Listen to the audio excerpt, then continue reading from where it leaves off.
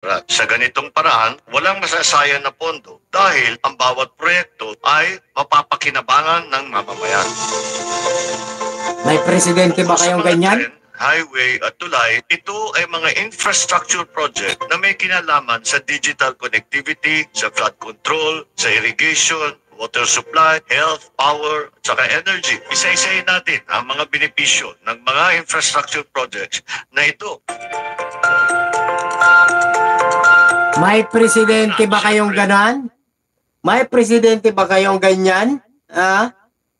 Yan ang sinasabi nating presidente na kahit pulahan, dilawan ka man, kahit sino man ang nasimulan, kung kanino man nasimulan yung project na yon, kung ang makikinabang ang taong bayan at para paunlarin ang bayan natin. 'Di ba? Anong sabi ni BBM? Ipagpatuloy. No? Yan ang nakaugalian daw ng mga Pilipino. 'Di ba? Oh. Pagdating sa ating Pangulo, napakatalino, mga kababayan. Sobrang galing. Yan ang dapat na mindset ng isang Pilipino, no, na hindi crab mentality. Kasi, 'di ba?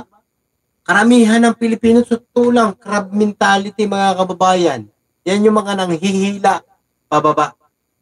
Pag may gagawin at nakita, no, na umuunlad ang isang kaibigan Pilipino na kababayan, 'di ba? Anong ginagawa? Hinihila pababa kasi sa sobrang inggit. Imbes na gawing motivation na kababayan para umangat ka rin, wala. 'Di ba? Paninira ang ginagawa. Pagpapakalat ng fake news ang ginagawa para pabagsakin ang ating Pangulong Bongbong Marcos. Di ba? O ganyan, di ba? Mag-isip sila, mga kababayan. Kaya ito, supalpal to sa kanila, mga kababayan. Sarap ulit-ulitin, no? O, pakinggan natin to, ha? O, mga kritiko. Istasyon, ang pag-iisip ay lahat ng nakaraan na ginawa ng dating. Pakinggan natin. Ito ang landas na ating tatahakin tungo sa isang bagong Pilipinas.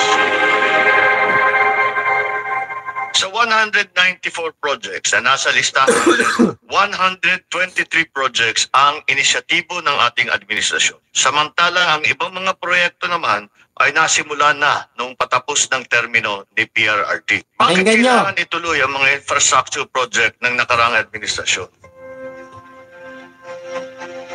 Meron tayo kung minsan na ugali dito sa Pilipinas at sa ibang lugar din na kapag nagbago ang administrasyon, ang pag-iisip ay lahat ng nakaraan na ginawa ng dating administrasyon ay tinitigil dahil sinasabi walang magandang nangyari. Ay hindi naman tama yun. Kung maganda naman ang proyekto, ba't di natin itutuloy? Hindi yan ang pag-iisip na magdadala sa atin sa isang... Mga kababayan, I challenge to everyone na nandito sa aking live. Please, paki-like nyo po at paki-share ng live natin.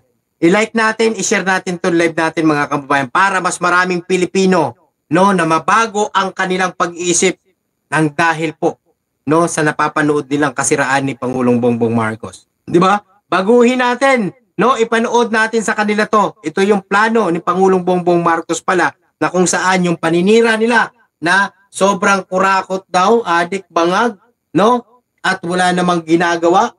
Ito ang supalpal sa kanila. Please, paki-like po, paki-share ng live natin. At syempre, sa mga bago pa lang dyan, pa-subscribe na rin, mga kababayan. Ito yung ganito dapat yung isinishare natin sa ating mga kababayan para mamulatan sila, no, ng pag-iisip, sapagkat marami pong kababayan natin na nabulag ng mga nagagawa ng mga kabila na kapeknyusan, nagpapakalat ng kapeknyusan. Di ba? Kababayan, eto na yung panahon, mga kababayan, na matulungan natin ang ating Pangulo, no, sa ganitong pagpapakalat po ng mga ginagawa at gagawin pa ng ating Pangulong Bongbong Marcos sa ating bansang Pilipinas. Eto na, mga kababayan, pakinggan nyo. masusi naman ang pag-aaral at talagang may pakinabang, dapat talagang ituloy. Ang infrastruktura ay kaunlaran. Lalo na at kasama nito ay masusing pag-aaral. Sa ganitong paraan, walang masasayang na pondo dahil ang bawat proyekto ay